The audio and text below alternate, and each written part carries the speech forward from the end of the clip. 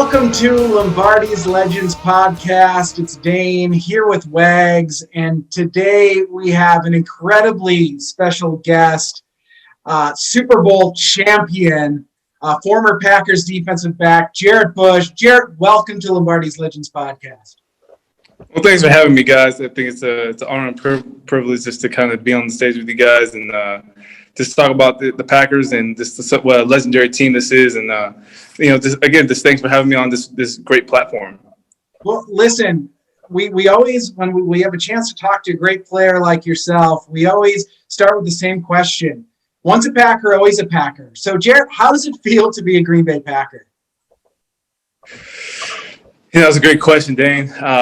Man, it's sort of surreal, but at the same time, man, you put in a lot of hard work, and you understand like what the community means to the team, as well as just the tradition that brings, the winning tradition, just the support of the fans are just undying and just remarkable. The fans have definitely just been like the heartbeat of the team. So you're definitely proud to wear the Packer G and to go out there and just give it your all. For sure. And Jarret, we like to take a little walk down memory lane. So if you will, as Dane said, you had a great career with the Packers. You come in 2006. Unfortunately, you didn't latch on with Carolina, but our luck, you were able to sign in Green Bay. You walk into that locker room, and there's some great players in the locker room across all the position groups. But in your position group, you've got Charles Woodson, who's just signed in Green Bay in that offseason. We've got Al Harris, and you've got fellow rookie undrafted free agent Tramon Williams. So walk us what that moment was like when you first walked into the locker room and as you got to get to know some of these guys that you spent a lot of time with in Green Bay. Definitely spent a lot of time with those guys, from the locker rooms to the barbecues to shooting, just shooting ammo, out in the fields, and you definitely kind of just get real close. And I think that was one of the things that definitely played a huge role in our success was the team chemistry and the team building that we were capable of doing. To lead the way, Mike McCarthy definitely kind of encouraged it, and just allowed us to. It only allowed us to flourish more on the football field to allow us just to play faster and understand who each other were, just our personalities. And it was just a blessing to be around some of those Hall of Fame players like Charles Woodson, Al Harris. You got Brett Favre, you got your Aaron Rodgers, and just a pleasure, just to rub elbows with those guys and just to allow that success to rub off onto you, as well as some of your successes onto them, and just to work together for a collective group effort. It's tremendous opportunity, and you definitely don't want to take it for granted. So you definitely make the most of it. Absolutely. And sorry to cut you off, Wags, but piggybacking off that, I mean, the tradition of Green Bay. I mean, you're there with Hall of Famer Favre, Hall of Famer now Aaron Rodgers. But what's your impression of the community of Green Bay? I mean, you come to this is a town that's not really like any other professional sports town in America. Did you enjoy your time in Green Bay? And what were the fans like? Because we're a pretty passionate bunch here in Wisconsin. Yeah. Oh, definitely very passionate. I definitely feel like that is the makings of a Packer fan is passion. I definitely feel that the passion rubs off onto the players, because I think that's what makes Titletown so great, and the Packer G's, playing for the Packers so great. And I think just without passion, I don't think the game goes. I think that's what brings people together and brings family together is the passion for football. And I definitely feel that it just plays a role in just the community. It plays a role in just who the human beings are as fans, and it definitely just rubs off. The electricity that the fans give off, and it just creates that home field advantage like the Packers will have coming this Saturday. And I'm looking forward to it. It's gonna be a great game. And it's going to be a remarkable matchup with Aaron Rodgers and Tom Brady. So I'm excited for it. I know the Green Bay's there's electricity in the air. They can't wait for it to kick off, and I can't wait for it either, because playoff football, man, win or go home, it's so the intensity of it. and talk about passion. And I think this game is going to be epitomized of passion. And so, like I said, just can't wait, man. It's got, it's allow the work to kind of just play into role, and can't wait for the game to kick off. For sure. And I'm getting jacked up just listening to you talk about it, man. Is there any chance they can get you in to do a pregame talk with the team before the game? Are you going to the game? Are you going to the game on Sunday, or are you going to be watching from afar like many of us? I haven't, made contacted anybody for tickets, but I think just spending at home with my daughters, I think that would be suffice. Just enjoy the game. I think. With the cold, especially with my two little girls, it might be a little rough. But if I get a chance to go, I definitely won't deny it. So it's just a matter of time. We'll see when it comes. It might be a game time decision when it comes down to it. When you look at this year's team, and maybe specifically this defensive back group, we just going off of my previous question about the talent that you played with. So I know you're probably pretty biased, but you look at the talented group that is there now. It's a much younger group than maybe not quite as established as when you guys went to the Super Bowl in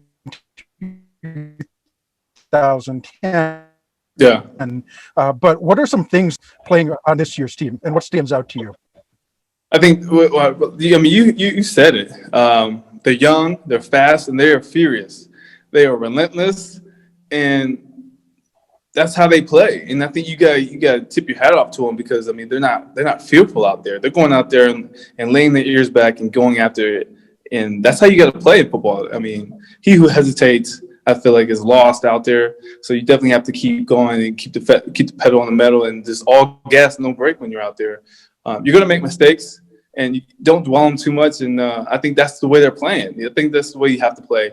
The Tampa Bay does have the experience with Tom Brady and Jason Pierre-Paul and some of the other guys in Ndamukong Suh, but we got youth on the sides. They are fast again, and they are elusive, and they're going to play all lights out. I'm looking forward to Aaron Jones doing what he does, Jamal Williams, Devontae Adams, Jair Alexander, Kevin King. You got C.J. Savage back there, man. Man, they're gonna be relentless back there, man. They're gonna be flying around, hitting people, getting up with excitement and intensity and passion. So I'm excited, man. It's gonna be a great game. I'm looking forward to it, and like I said, I just can't wait for it to start. Jarret, you mentioned the cold weather, and it might be tough for your daughters. Wags and I talk a lot about this on our podcast, and we're curious from your perspective, does it matter that it's cold at Lambeau Field? Is that another gear that the Packers feed off of when you played? Is that just talk, or does the cold matter when it starts snowing at Lambeau from a home field advantage perspective? Oh, having home field advantage is huge. It's monumental. As in Green Bay, you go out and get groceries. You go out and go sledding with some of the guys. You go out, right? And so you become acclimatized. You become accustomed to the cold weather, and you're able to just adapt, and you're able to just be okay in that discomfort of being cold. And coming from Tampa, they're probably not used to that. So you definitely want to take full advantage of that. And I remember playing. There's some of the guys lining up as receivers. Man, you could tell that their will is broken because they're in this cold. And so if that plays a huge advantage in the win in the game, so be it. That's the advantage. That's the frozen tundra. That's the home field advantage that Green Bay has.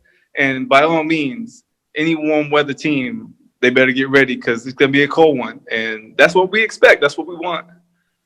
When we had Earl Dotson on the podcast, and I don't know if you're familiar with Earl, but he was part of the Packers team that won Super Bowl 31, went to Super Bowl 32 the following year. He mentioned that he actually walked to and from the stadium and the NFC Championship game when they beat the Panthers in the 95-96 season. And when he walked home, he literally couldn't pass a fan's house without them giving a beer. He said he doesn't really remember walking home too much after that game. So I'm just kind of curious. It sounds like you have really, really loved having a connection with the fans in Green Bay. So do you have any interesting stories that you'd like to share about some firsthand experience or mixing it up with the fans, or even just being able to interact with them in some way?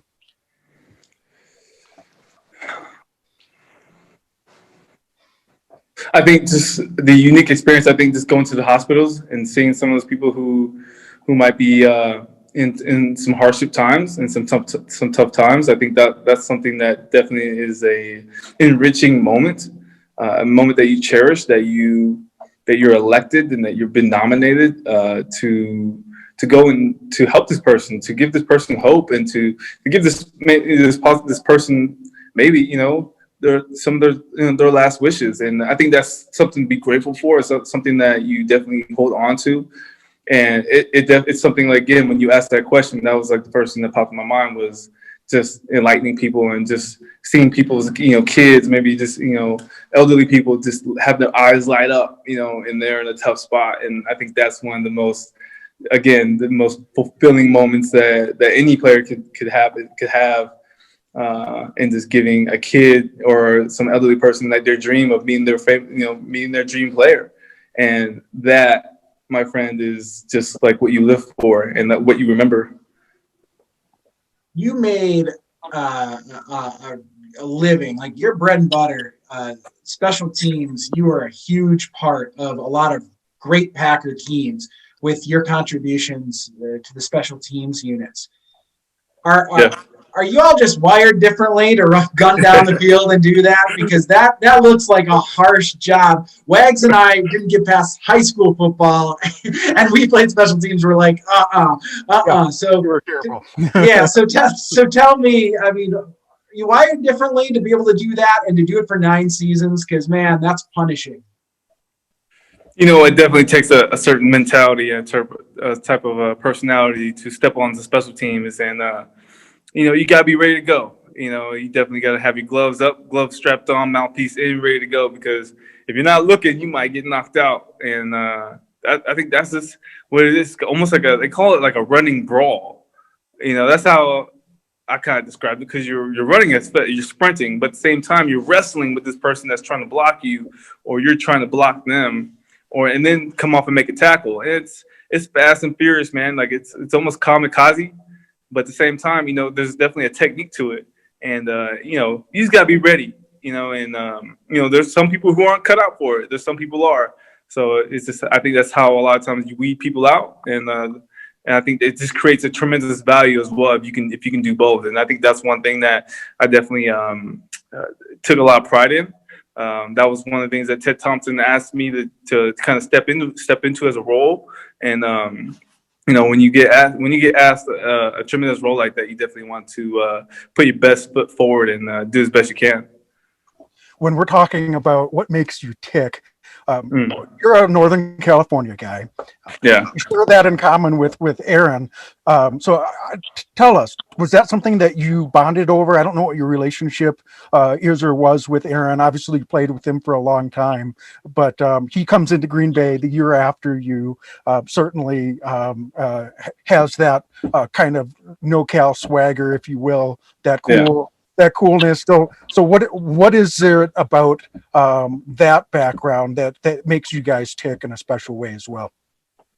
Well, I think just the culture of which you come from. I think the schools. We both went to junior college, American River and Butte Community College. They definitely played each other, so we definitely would have that rivalry, and we always kind of bark at each other about the score, who won, this and that, and I think just some of the land monuments there. You got Marine Brewer, you got Sacramento, San Francisco. You have Santa Cruz. You have so many other monuments that you talk about, places that you visit. Where a certain family are located, and my auntie or uncle lives in a region that's similar to theirs. And I think you definitely share that common bond, that shaman commonality, that commonality of just like where family is located, and that's where you were born, that's where you were raised, and you definitely share some memories in those moments. So switching gears a little bit here, I would really kick myself, and I think the listeners would as well, if we didn't bring up the Super Bowl run that you were a huge part of. Something that really stood out to me, and I'm curious the impact and how this came about, but you were named a captain for the playoffs and on through to win that championship. And I'm wondering, how does that come about? How do you hear about that? And what does that mean to you? It means a lot, just knowing that coming from college football, I wasn't elected as a captain, and I knew I felt like I had, captain qualities. It just, I was only there for 2 years, and then coming onto the Green Bay squad is definitely something that I earned, I felt like. And, I think it's just allowed your character to kind of just flourish and allow your character to kind of just play out, at the end of the day, and understand like who that person is, the accountability, the responsibility that you held yourself, the standard that you hold yourself to, and the way you held yourself, the way how you played the game, and the way how good a teammate were you? You know what I'm saying? Did you hold your teammates accountable? Were you accountable? Did you pick your brother up? I think those things definitely just, it makes you feel good, that your teammates think of you like that, as a captain, and that can only just, just like a badge of honor, it makes you feel good, and you try to, with that responsibility, you definitely kind of uphold yourself even higher to a higher standard to make sure that you're doing everything right that you can. And it didn't happen overnight. It was definitely something that I had to learn. That I watched Charles Woodson, Brett, Aaron Rodgers, a lot of those guys, along the way, and that's where you learn, just by watching. And I was just happy, just gratified again, just to wear that C in my chest and represent it well for the Packer G. And when we look at the game itself, you had a big game, especially after Seawood went down with the injury.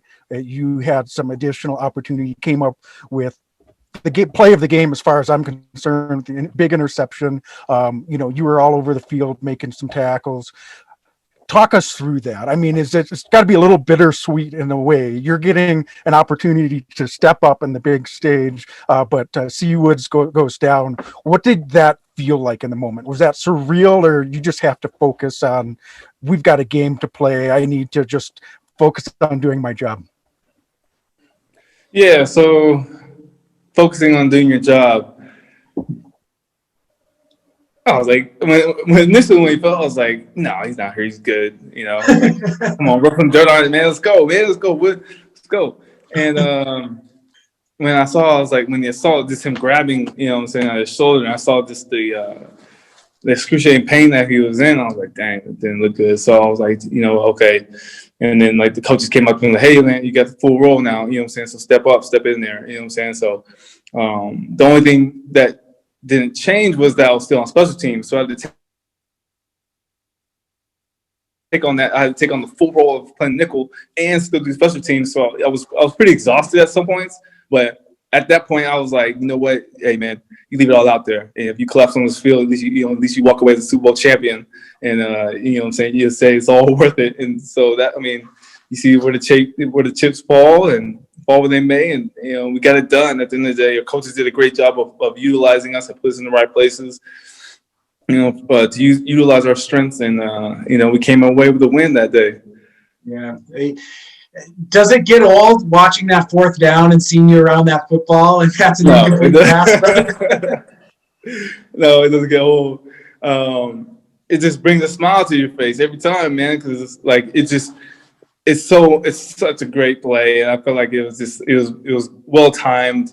I messed it up during practice. I totally blew it. I totally was just offbeat on the quarterback, and I was just elated again, like when it happened, just because I timed it up right. It was a routine throw, and he lofted the ball up, down the middle, and I just went and got it. So did you kind of know that play was coming? Was there something that you were picking up in the pre-snap reads or some type of indication that that might be the route that they were going to run? Film study, film study, film study, film study. Definitely something that I saw. Being in the middle of the field, it was third down. I believe it was an empty set. It's a crossing pattern that came across Ben Roethlisberger's face, and it's just a nice routine throw where Mike Wallace is running away from Sam Shields, so it's a difficult route for Sam Shields to cover. Basically, rubbing him off the route to give Ben space for Mike Wallace to get upfield and to get some yards up the catch, and I kind of just intercepted it, and and the way we went, it was definitely again, the film study was definitely crucial. I wanted to learn that unless I was able to learn and watch some of the vets ahead of me, and I give them a lot of credit, and the coaches as well. Dom Capers for putting me just in that position just to be there. Yeah. Woodson say anything to you after the game? I mean, we saw him on the sideline with the arm in the splint, but he had to have been proud as heck to see what you accomplished. Oh yeah. He just told me, man, I was proud because he knew I was hurt. I think I sprained my wrist that game too, and I was pretty hurt. And I was like, I'm not backing out of this role. There's no way in heck. And I was just proud that I was able to come away with the win, kind of solidifying his Hall of Fame career as well as everybody's professional and reaching the pinnacle in our profession. So when you look at this year's team, kind of pivoting back to the game this week, what do you think? Do you have a prediction for the game, or is there any key matchups that you think we should be paying attention to or looking at that could decide or have a significant impact on the outcome this week? The matchups, it's got to be both quarterbacks. Tom Brady, Aaron Rodgers. Yeah, I mean, you got some matchups, right? You got Mike Evans and Kevin King, right? Jair Alexander. You got Gronk. He's a big man, so he's gonna be a challenge to cover. Right? You got Antonio Brown. Who not sure how much they're going to utilize, but that he's capable of making a play anytime when he steps onto that field. And so it's going to be a game. The defense is playing well too. So, but again, can't take away, what Green Bay has done. It's going to be a great matchup. I think we match up, man, face to face, and it's going to be a dogfight, man.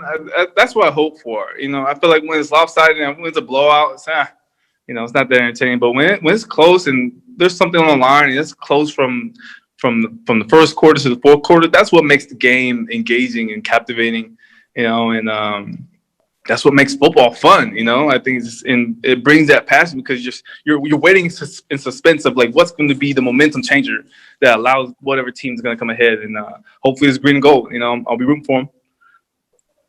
So, Jarret, as we're wrapping up here, we want to be mindful of your time, but not every day we get to talk to captain of the Super Bowl champion Packer team. Okay, where do you find inspiration from now? Yeah. Now that you're not on the field anymore, curious where you find that from, what motivates you, and where your interests lie now.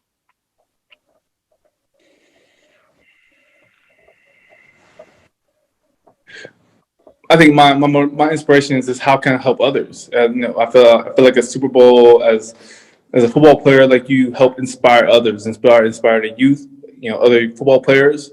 And then I think when you're finished up, I think you look at yourself and you look at, okay, what else has the good Lord given me? You know what I'm saying? From your high power and ways that I can use that platform to still inspire others and give people good news and hope. Even though I'm not playing on the football field and giving you guys something to cheer for. So definitely my family and just seeing them grow and being the example that I want them to mold and to guide into. And I mean, I just feel like, right, you fight through so many struggles being a football player. You just want to tell your story. I think for me, I was just blessed just to tell your story, tell some of the trials and tribulations and the struggles that maybe people don't hear during your playing days. Like, how did you really get to this point? And I feel like a lot of people, they see the finished product, like, oh, he's Jarret Bush, he's an NFL player, Green Bay Packers Super Bowl champion. But like they really don't hear like some of the struggles of how they got here. You always see the finished product. And so I think that now that is my opportunity to utilize and to inspire and give hope to people. So. And we so appreciate that you were able to come on and join us and do a little bit of that for us today. We'd love to have you back on and maybe talk a little bit more about maybe some of your background if you'd be interested in doing that maybe down the road. But for now, certainly just want to thank you for joining us. And Dane, do you have anything else that you wanted to run by Jarret before we let him go? Jarret, we always like to finish it the same way. Can you give us a Go Pack Go? Oh, yeah. Go Pack Go, baby. Yeah. Let's do it. Thanks, Jarret. Have a great night. Appreciate it, man. All right, fellas. Thanks again for having me. Yep. See ya. All right. Take care. Only counts in horseshoes and hand grenades.